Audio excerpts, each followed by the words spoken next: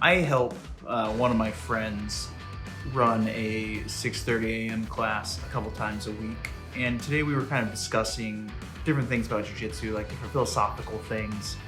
And one of the things that came up about Jiu Jitsu is all of the benefits. You know, that's the one thing that you hear in a lot of videos when you're a brand new white belt and you're kind of going out there and exploring the information that's available on Jiu Jitsu. And everybody loves to list the benefits. You know, what is great about Jiu Jitsu? And the benefits are incredible. The great things about Jiu Jitsu truly are great. But it got me thinking, you know, what are some of the negatives of Jiu Jitsu?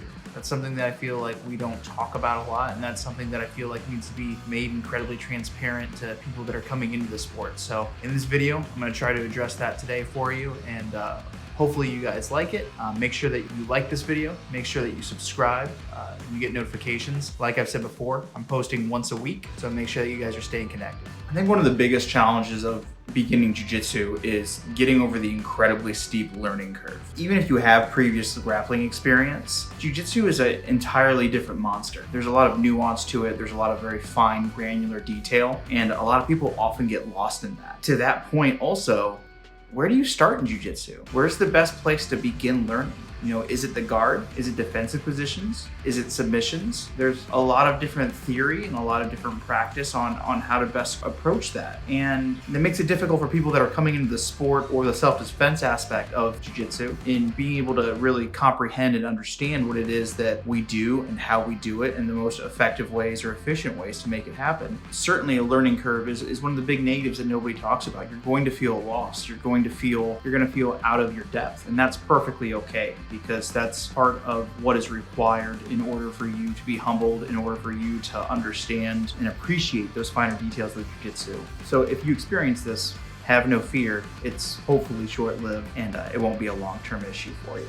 When people are coming to Jiu-Jitsu, something that a lot of people don't really inform them of is the fact that Jiu-Jitsu requires a ton of commitment. Jiu-Jitsu is not a quick, instant gratification kind of hobby. It's not an instant gratification kind of sport. It's not karate. You know, no disrespect to karate or karate studios, but you know, everybody's heard the stories of people getting their black belts in, you know, 2 to 5 years, whatever the case may be. I don't know, I don't do karate. But Jiu-Jitsu, that's not the case. Everybody hears that in Jiu-Jitsu, the average amount of time that it takes to get a black belt is gonna be about 10 years. I know that when I first started training, I remember having to thought to myself, like, I don't have time for that. Where am I gonna be in 10 years? Well, my friends, I can tell you, I started training in 2009. It's been 11 years. I'm still here and I still love it. And I have zero regrets about the amount of time that I have put into it. A big thing that I feel like is a given in Jiu-Jitsu, but a lot of people, for whatever reason, don't talk to the new people about, is the fact that you're gonna get hurt. You're gonna get injured. In my time doing this, I have separated my shoulder, dislocated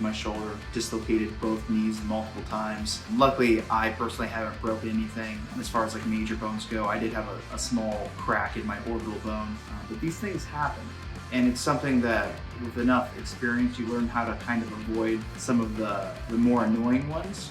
But as with any sport, injury is an inevitability, and you just have to kind of do your best to avoid it in all the ways you can. So my advice for that is make sure that you're having good controlled rolls. You're not going crazy. You're not using a ton of strength, because that's typically where those things happen that allow you to get hurt. And you know, the name of the game is experience and mat time. If you're getting hurt a bunch, that's going to slow down your progress. And we all know you certainly don't want that.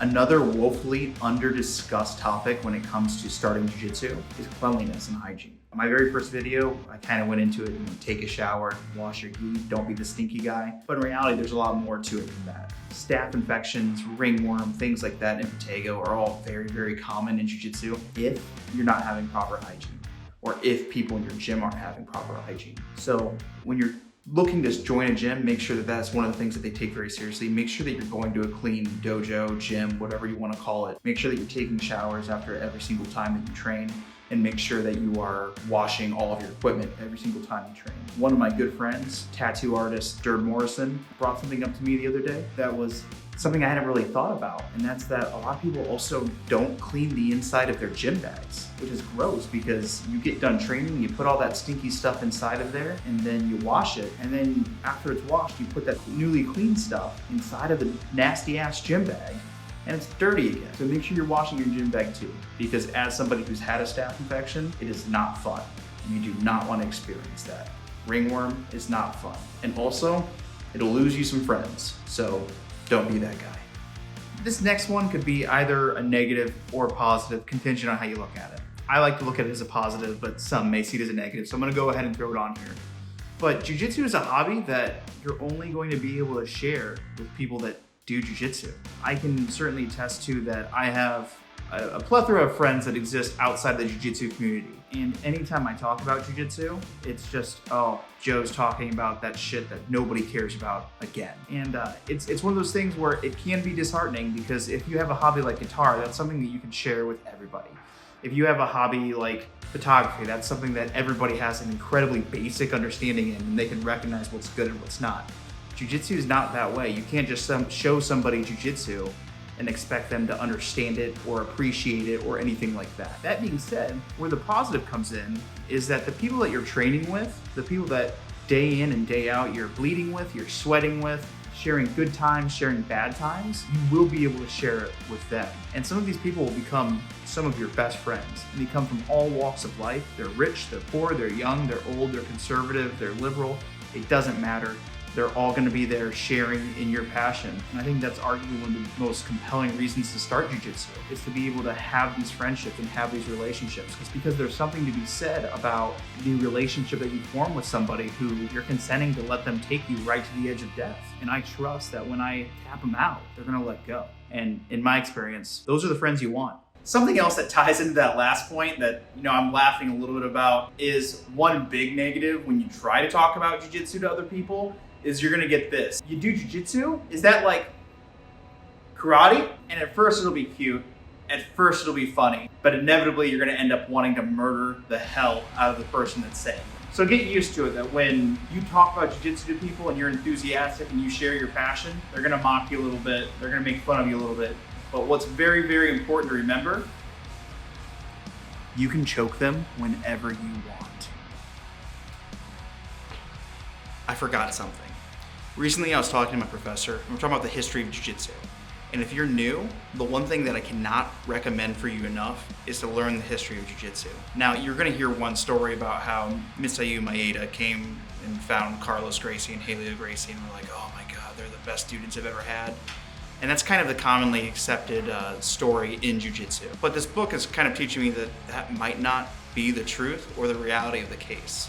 And that book is this guy right here.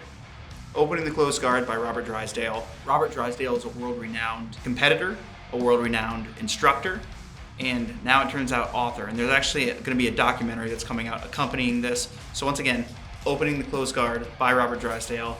I'll put the link down below, that way you guys are able to pick up a copy if you'd like. I hope you guys enjoy.